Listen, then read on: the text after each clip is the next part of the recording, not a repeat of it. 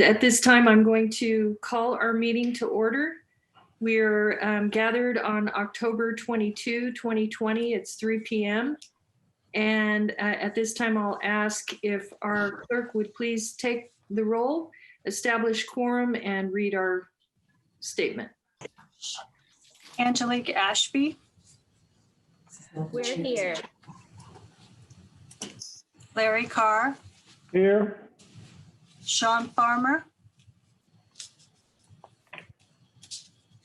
Sue Frost. Here. Garrett Gatewood. Eric Guerra. Here. Jennings. Patrick Kennedy. Here. Stephanie Nguyen. Here. Donna Toy. Susan Peters. Bill Cerna. Jeffrey Slowey. Here. Darren Soon. Alan Warren. Saul Hernandez. Here. Karina Talamantes. Here. And that's a quorum. And I'll read the statement. This meeting of the Sacramento Public Library Authority Board is cablecast live on Metro Cable 14, the local government affairs channel on the Comcast, Consolidated Communications, and AT&T First Cable systems. The meeting is closed captioned and webcast at www.sacmetrocable.tv. Today's meeting will be repeated Saturday, October 24th at 4 p.m. and Sunday, October 25th at 2 p.m. The meeting will also be recorded via Zoom. A DVD copy will be available no later than 2 weeks following today's meeting. The full agenda, including reports, is available on the library website at www.saclibrary.org. Members of the audience wishing to address the board should raise their hand in the Zoom program. Please speak clearly when addressing the board and state your name for the record. Comments are limited to 3 minutes so that everyone may be heard.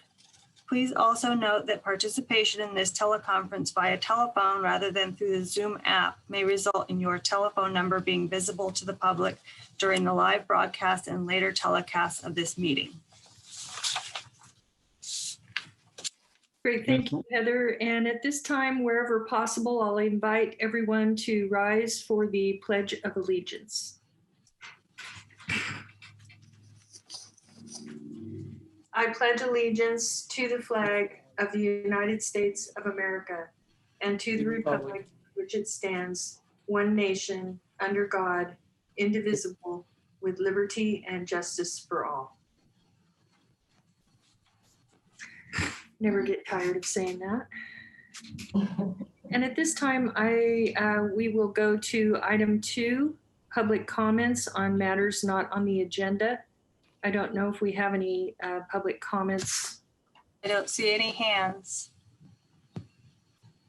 And I do not see any either. And so moving on to next item, please. Item 3, Friends of the Sacramento Public Library President Karen Wilson. Good afternoon. Hi, I'm Karen Wilson, President of the Friends of the Sacramento Public Library, for the record. I just wanted to let you know what we're doing. The Friends are monitoring ballot boxes at all the library locations that have boxes. So that means we're out in front of the libraries pointing out the location of the ballot box and asking people to make sure that they've signed and dated their ballot envelopes. Now, we're signing the Registrar of Voters oath to ensure we're in compliance with their requirements, and we're all masked up and socially distanced. I've been to several locations myself, and reports from all of the voting locations are that people are very grateful that we're there. They're very concerned this year that their votes are counted. So we've seen parents come with first-time voters, people who've never voted before, people who never miss an election. Lots of people proudly taking those selfies of themselves, putting their ballots in the slot. It's an affirming experience, and we're really glad to be out there to see the process at work.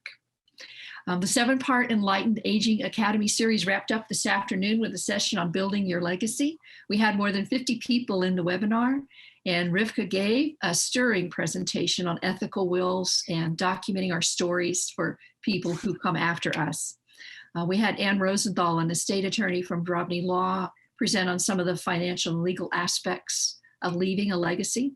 So the series has been a partnership between the Friends, the library, and the Renaissance Society, and the reviews have been uniformly great. We're very glad to have done that. And we wanted to let you know Book First is going ahead with our volunteers lined up to help in whatever way we can to get those books out to first graders in schools with high levels of financially impacted families.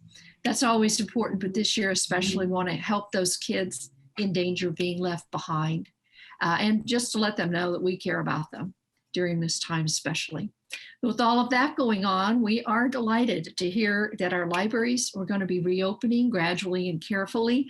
We wish they could just throw the doors open and let us all in at once, but it's probably better this way. And that's some wonderful news to end on. Thank you very much. I think that was the greatest report I've heard in a while. Lots of news. And I think it's wonderful that you're out there working with the voters, because that's one of the things I know probably all of us are experiencing it. There's people kind of nervous right now about whether or not their vote's going to get counted. And so that's really great that you're there. Thanks, Karen, for all that you do to promote literacy and to help the library do the same. Thank you. Appreciate it. And next item, please. Oh, well, I believe the next item was closed session. We were thinking, since we had such a short meeting today, that we would push the closed session to the end of the meeting. And I also wanted to make a note that Darren Soon had connected with me. He was going to be a little bit late, so I'm sure he'll be here at any time, Heather. So we'll watch for him. So do we need a motion to push that to the end of the meeting? And Yes. would anyone care to make a motion? This is Director Nguyen. I support that. I'd make a motion to move Chloe the seconds. session. Thank you. Director Nguyen moves it and Slowey seconds. And if the clerk will please do a roll call vote. Angelique Ashby, Yes. Larry Carr, Yes. Sean Farmer, Yes. Sue Frost, Yes. Derek Gatewood, Yes. Eric Guerra, Yes.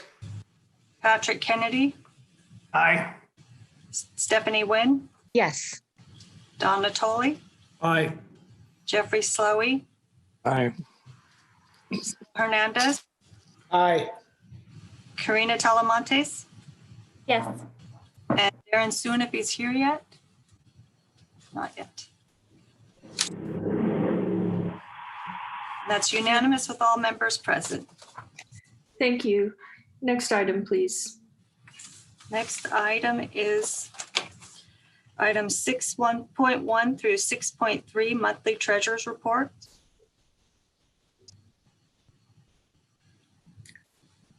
And that's Johnny E. Is Johnny gonna present? Chair Frost, so this is more of a informational item, so there's no need to go through the numbers. I'll be happy to answer any questions. Okay, and let's see, do we have any members who have questions? I do not see any hands raised or any motion, so it looks like we do not. And so thank you, Johnny. Appreciate that you're here and appreciate all your hard work. Yes. Did I hear someone? No? Okay. Thank you, Johnny. And the next item, please. Chair Frost, I skipped the director's report Rivka needs to do. So that's item 5, director's report. Sorry about that. Okay, thank you. Rivka.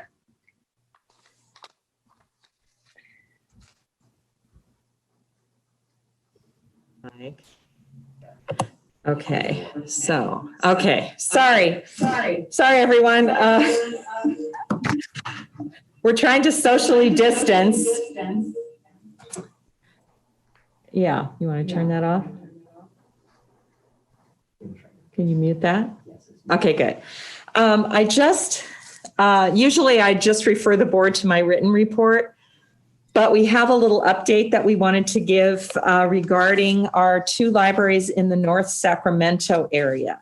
So again, lots of good stuff happening. As Friends President Karen Wilson mentioned, we're gearing up to reopen 7 libraries. That's a quarter of our libraries around the 5th of November, if things continue as they are in terms of the levels where Sacramento County is and how we can do this safely and to keep staff and the public safe.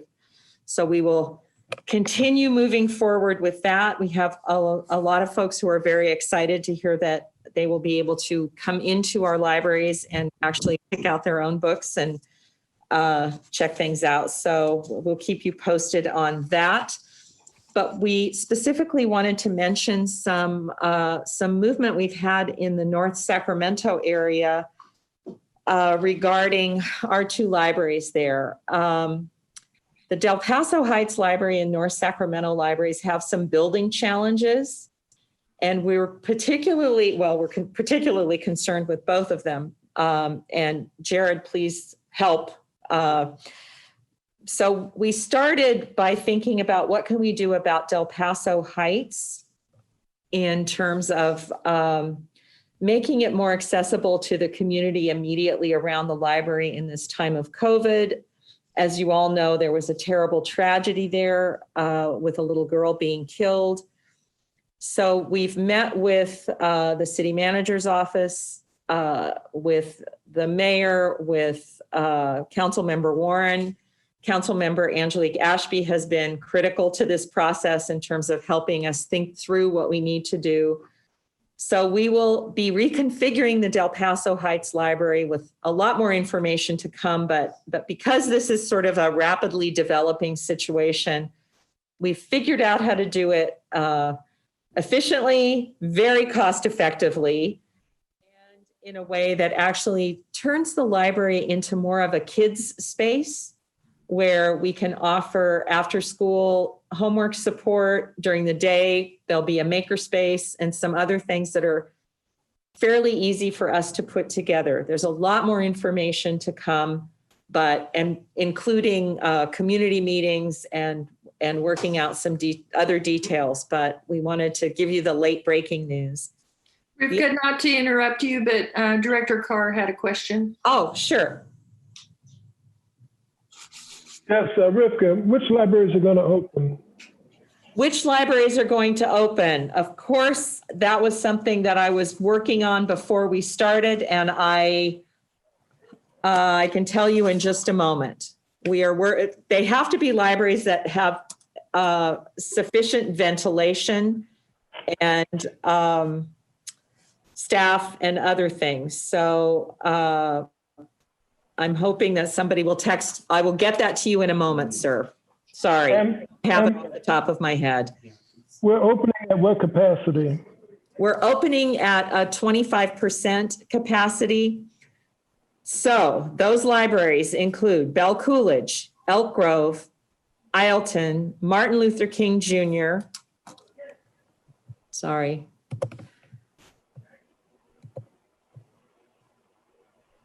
Rancho Cordova, Rio Linda, and Southgate. And despite the fact that Ileton, I think, only has room for 1 or 2 customers at a time, we wanted to make sure the Delta branches were covered. So we will be rolling more out as it's possible, but that is that's what the first round are right now, and we will try to get the rest, or those that we can open safely, open as soon as possible. Okay. So Shasta has sufficient ventilation. It's a fairly new library as libraries go. Valley High, North Laguna, yes, Yeah. absolutely. And I'm sure it's on the list. Kathy Crossway may have additional information from the public services team. I know they're working on, we're trying to do it both geographically, also looking at size, and looking at how the buildings are actually configured. It's a challenge in some locations. McKinley, for example, the staff I was there the other day and the staff would like to open. It's a little bit awkward because of the way it's configured. Kathy, do you have any additional information? I do have the list, so I can read off the branches that we are looking to reopen after the election, because the election does have its own unique situations we need to work around. So let me just look at that list. So we are looking to open Isleton, Rio Linda, Belle Coolidge, Gate, Rancho Cordova, Elk Grove, Martin Luther King, Colonial Heights, Cortland, North Highlands, North Natomas, Pocket. I feel like I'm reading a whole lot here, so I'm hoping that these are all correct. South Natomas, Valley High, Walnut Grove, and I know that we are doing our best to sneak in Sylvan Oaks. Again, that's a vote center, so it takes a little bit more logistics because the vote center equipment won't leave the community room until November 4th. And we don't even know what day that is, but I let the registrar know that they have to get all the equipment out of our community rooms by end of day November 4th. And that gives our logistics and IT team less than 24 hours to reconfigure for opening. So it's a large list, and we are doing our best to get those branches open on the 5th. And then we have a few that will open the following week. And then we're looking to open a few more the week after that. So that's the information we have right now that the reopening teams are working on to get it going. And how are you going to handle keeping the capacity at 25%? You're going to have a rope line to get in? You got to get through a bouncer, or how are you going to do that? Well, we hope no bouncers. Yeah, we have not done the bouncers yet. Barbara, you're on the reopening team, correct? Do you want to answer that question? This is Barbara Ross, who is currently working at the North Sacramento Hagenwood Library. Yes, I am.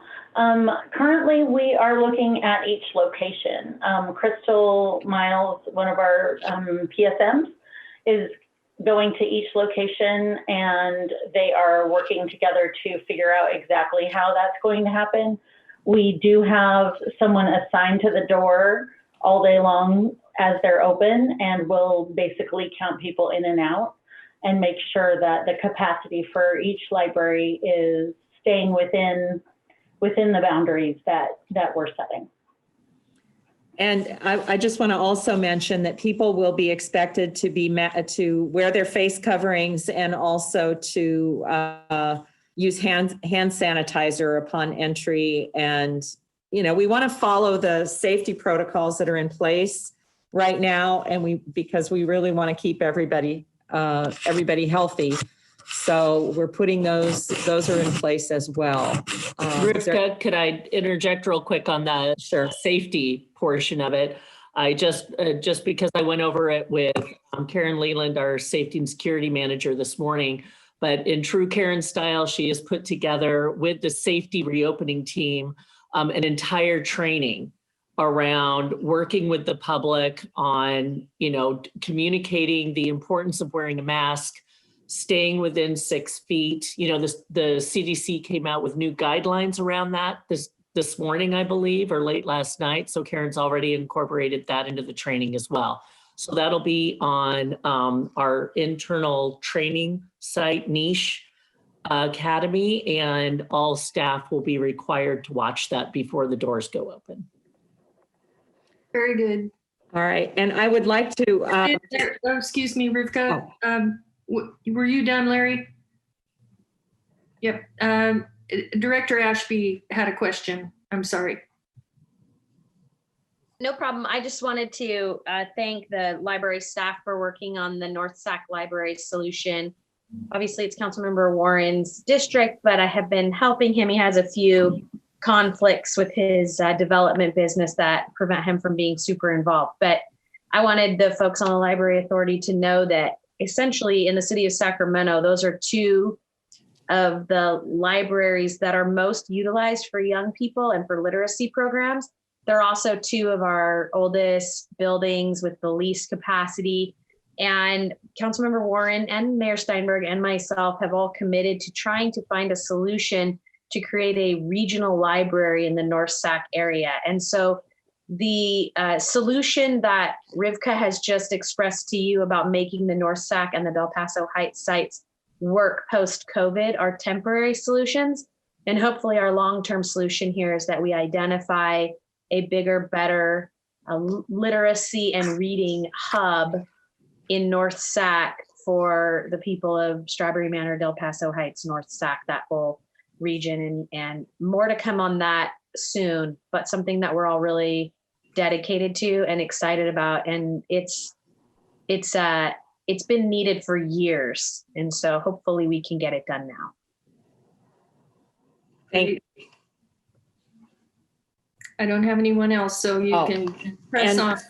Okay, I just want to also mention that we are working with the city of Sacramento to provide 350 MiFi hotspots to Sacramento families. We'll report, but we will actually return to the board with a contract in December.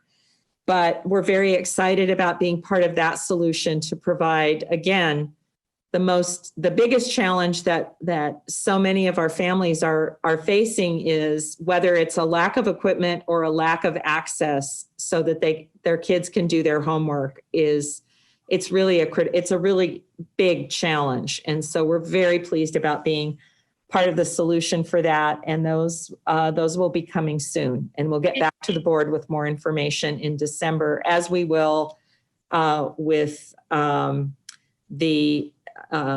the other things that we're trying to do in North Sacramento. Thank you.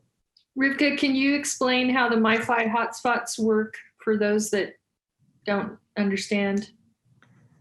Well, they're basically a little device that connect to, they're done through AT&T. Jared's going to unmute. I will mute. Jared will explain it because I will take 5 minutes and he can do it in 1. Yeah, so what these are AT&T hotspots, and so they provide mobile broadband connectivity, and it's really nice. It's being funded out of CARES Act funds. It will be provided to the library for a term of 1 year with unlimited data plans. So this will really help us get much needed connectivity to many residents in the city of Sacramento who've been impacted by COVID-19 and do not have connectivity. So we're really thankful for this and really appreciative of what the city's done and how they thought of giving a substantial portion of these hotspots that they're distributing to the library. Wow, that's great. And did that conclude your report, Rivka? Thank you. And that concludes my director's report. Thank you very much. Thank you, Rivka. That's really great. And I'm excited that we're opening. I don't know why I had it in my mind we were opening 7, but it looks like you're opening as quickly as possible. And I know everyone's going to be really thrilled about that. I have one question, and that is, do any of the libraries have outdoor capacity so that, I know you can go up to 25% capacity inside, but is there a way for us to maybe expand it with outdoor when the weather is acceptable? Well, it's interesting that you should mention that. We've talked about trying to do, we were calling it alfresco learning, but the idea of being able to set up outside, especially while the weather is still nice. There's a difficulty in procuring tents right now. They seem to be all being used by the restaurants and other places, but we would love to do some additional things that are outside. The North Natomas Library already has places for people to sit and a kind of a patio. So that's the kind of model, but we would like to still try some things. If this goes on or if it doesn't get better soon, We will continue to look at additional solutions. But for now, we think opening the libraries is one of the best. We have 14 branches open right now for computer appointments. They're an hour a day, as will browsing also be limited so that we can, if there's a line and people want to come in, we want to make sure that we offer the opportunity to visit the library to as many people as possible. So we're working every angle that we can work to get the public back in, because we are definitely missed. It's actually been really it's been tough to be closed, and it's very exciting that the public wants us back so much. It's nice to feel loved. Yeah, and you definitely are. Okay, thank you, Rivka. And I'm going to ask Heather, would you mind reading the information items 6.1, 6.2, and 6.3 into the record? And then we'll ask if any of the directors have any questions. Item 6.1, monthly treasurer's report, July 2020. Item 6.2, monthly financial report, August 2020. Item 6.3, monthly treasurer's report, August 2020. And I wonder if we have any directors who might have questions. I do not see any hands raised. And we do not. So those are our information items only. And so we'll move on to our next item, which is consent, and ask if anyone has questions or items to pull from consent. I'll move consent. With that, Guerra. I believe that was Director Guerra that moved it. Correct. Thank you. Second. Seconded by Director Carr. And if the clerk would please call the roll call vote. Could you read? Could we read the items into the record, or do we need to? No. I don't think we need to. Jen? Correct. We don't need to read the titles into the record. Okay, thank you. Mm-hmm. Angelique Ashby, Yes. Larry Carr, Yes. Sean Farmer, Yes. Sue Frost, Yes. Garrett Gatewood. Is Garrett Gatewood? Yes. Eric Guerra, Aye. Patrick Kennedy, Aye. Stephanie Nguyen, Yes. Don Natoli, Aye. Jeffrey Slowey, Aye. Saul Hernandez, Aye. Karina Talamantes. Yes. It's unanimous with all members present. Thank you, Heather. And I want to ask a point of order for Jen. Should we just go ahead and finish the meeting and then do our closed session, or do we need to come back, do the closed session now and come back after closed session? We could go ahead and do reports and ideas and questions, but then we can't adjourn the meeting because the meeting will still be ongoing. But we could do item 9 on the agenda, and that way the only thing will be to come back and adjourn. Okay. Why don't we go ahead and do that? We do not have any action items. And so item number 9 is reports, ideas, or questions from board members.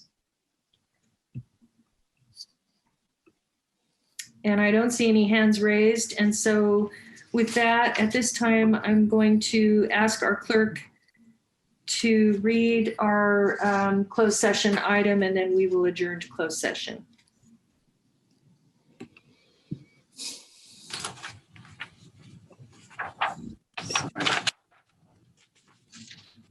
Item number 4. Item number 4, closed session. Government Code Section 54957 for a meeting pertaining to personnel, performance evaluation of library director. Okay, and so at this time, I think Jared is going to work his magic and move us into another room, if I understand correctly. Yes. We are back from closed session. There are no report out items from closed session. And If there are no other items that board members wish to discuss, then I will call this meeting adjourned. Thank you, everyone. Bye, everybody. Thank you.